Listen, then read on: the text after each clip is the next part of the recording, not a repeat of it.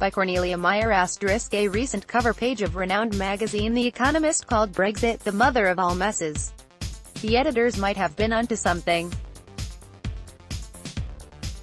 When Theresa May brought her hard-negotiated Brexit deal in front of the House of Commons in early January, she suffered the biggest defeat by a sitting government in the history of the institution.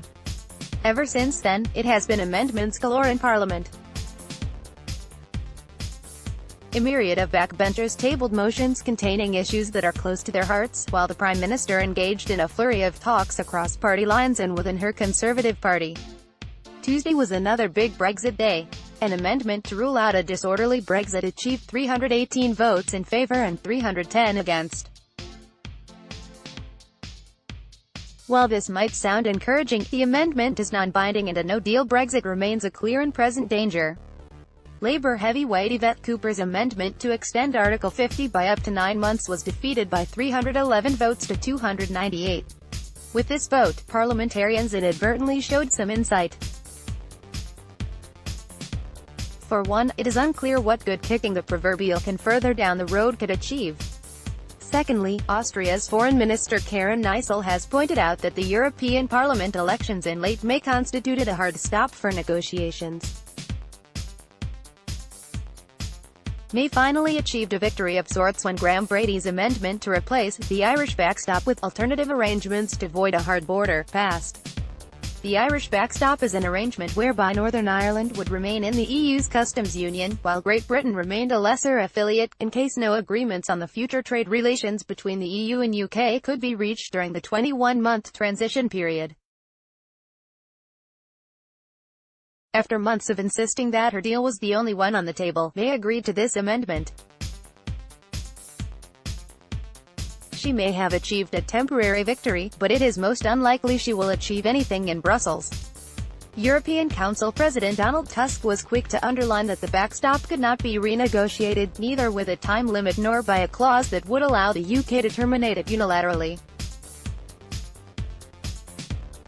European Commission President Jean-Claude Juncker and EU chief Brexit negotiator Michel Barnier sang from the same hymn sheet, with the latter reiterating that the 27 member states would not budge. Indeed, at this point, it is only those 27 heads of government that could agree to any amendment, and they do not look poised to do so. The EU 27 stance is understandable against the backdrop that the backstop is important to the Republic of Ireland, whose biggest trading partner is the UK. Irish Taoiseach Leo Varadkar played his cards well, both internally and within the EU. He first secured cross-party approval for his backstop position. In other words, he does not have to contend with opposition politicians undermining his stance. This is precisely what May failed to do by leaving it so late to engage in cross-party deliberations. Worse, the constant twists and turns in Westminster and the apparent inability to reach a consensus put at stake Britain's reputation as a reliable partner on the international stage. The problem is that the Brexit debate has split the country right down the middle. A recent survey showed that political affiliations matter less to everyday Britons than where they stand on Brexit. 44% of people questioned said they felt strong identity on the Brexit issue, and 33% opted for fairly strong. Put this against how they voted on party identity, where only 9% had a strong identity and 28% fairly strong. This means that the leaders of the two major parties, Jeremy Corbyn and May, risk splitting their parties over Brexit. Therefore, both have sadly put party before country when it comes to the Brexit debate. They also left it late to engage directly. They finally met for the first time on Wednesday and promptly talked cross-purposes. May might have listened to Corbyn's demand to remain in the customs union, but she is unlikely to budge.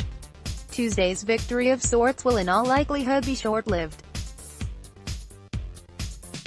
May will not get her amendment from the EU and will suffer another crushing defeat in Parliament in 2 weeks' time. The question remains whether the PM would not have been better advised to take a middle road, which would leave the country more closely aligned to the EU than caving into the hardline Brexiteers and the Democratic Unionist Party. The way the arithmetic works at this point, this might have given her a more sustainable cross-party majority. But then, if British politics has taught us anything of late, it is that majorities on Brexit are tenuous and hard to come by at best. May's troubles really started with her January 2017 speech at Lancaster House, where she delineated her red lines, two of them being to leave the customs union and the common market. This catered to the Brexiteers in her party. However, senior civil servants were apparently taken aback by her bold statement.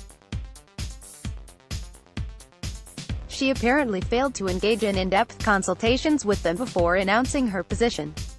This would have been important, because the civil servants in business have the best visibility of what the customs union means to the British economy on a day-to-day basis. By laying down so many red lines so early, May painted herself into a very difficult corner from the word go. In the meantime, March 29, when the UK is officially due to leave the EU, is coming ever closer. As of Thursday, 57 days and counting. Businesses are readying themselves for the worst. Barclays just obtained permission from the High Court to move £166 billion, $218 billion, of its very profitable derivatives business to Ireland. The Royal Bank of Scotland is poised to follow suit.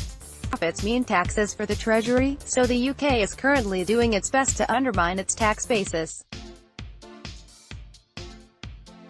At the same time, the incoming head of the UK's largest port in Dover says he does not see how goods can move across the country smoothly in the case of a no-deal Brexit. Politicians have put party above country for so long that we are running out of time now. While a no-deal Brexit is not a foregone conclusion, it is a distinct possibility, which is perilous for the country, its people, and the economy. Cornelia Meyer is a business consultant, macroeconomist and energy expert. Twitter, @May A Resources.